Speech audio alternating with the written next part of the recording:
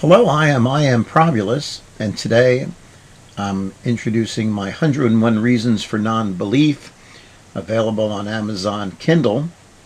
Today we'll be talking about reasons 6 through 10. Vicarious Atonement. This is also related to Adam and Eve, original sin, free will, and sins of the Father. Now somehow the sacrifice of Jesus, who is a God or God's Son, is meant to shame all of mankind into, one, believing he was a deity, and that they need to follow the writings in the New Testament. Now, the concept of sacrifice to a deity is a pretty much Bronze Age superstition. It's barbaric, and to think that vicarious atonement is a good thing, to me, is silly at best. But it's really just something that's just not justified. It does not reflect justice in any way. A judge would not say, for your crime of stealing a car, I'm going to have myself beaten to make you feel bad. That doesn't even make sense.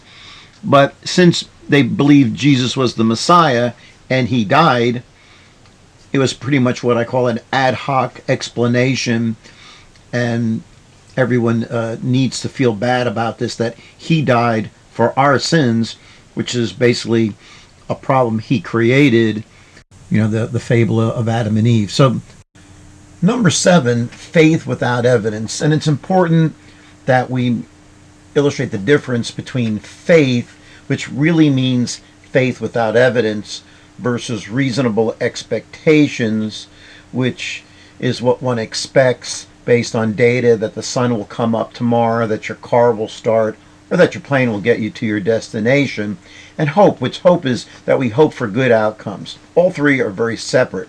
So most of religious belief must be accepted on faith. Proof is not necessary. Now this is diametrically opposed to scientific theory, where proof is required.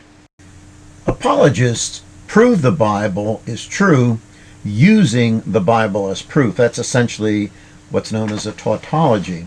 Now, I have over a dozen reasons why faith is not a good thing, and also why the Bible is basically an article of faith based on Bronze Age beliefs and not historical fact.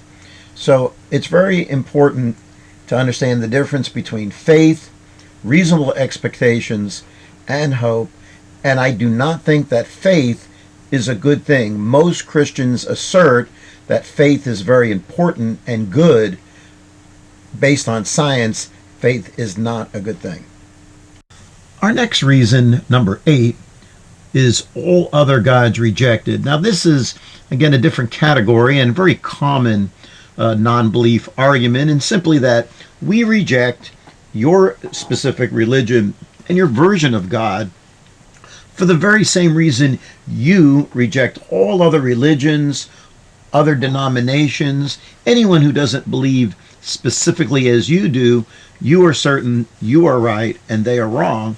We just go one God further and decide that, as you'll see from my other reasons, it's just impossible to choose, and so therefore it's better to favor science and rationality and not believe any of the different religions, denomination, or God. Reason number 9 is, again, another catch-all, in that we believe that all superstition is bad. So it's basically focusing on science, reason, and critical analysis where the data leads. Therefore, any superstition is bad. And this includes astrology, the secret, witchcraft, demons, and ultimately religion. If it cannot be verified, if it cannot be proven false, if it's not based on facts but faith or perceived causality, believing your prayers are being answered, then ultimately we consider it to be a superstition. So again, it's not God or religion, it's just all superstitious thought that I personally am against. Number 10 is that God is not answering your prayers. Again, I cover this in more detail in my book, The 12 Unthinkable Horrors, but basically, everyone just believes that their prayers are being answered, and based on the damnation by probability concept, there are over 1.5 billion Muslims that are absolutely certain their prayers are being answered. There are Hindus that are certain their prayers are being answered. And then there's also Buddhists and Taoists and other religions. There is simply no evidence that prayer works. If 1 out of 100 survives a plane crash, then it's considered a miracle that they survived. But not to the 99 who perished. The dead have no say. It's all misplaced causality, also known as survivor bias. Remember that billions of other faiths feel that their prayers are answered just like you, and you have to ask yourself, is God just pranking them? Those are our top 10 reasons for non-belief.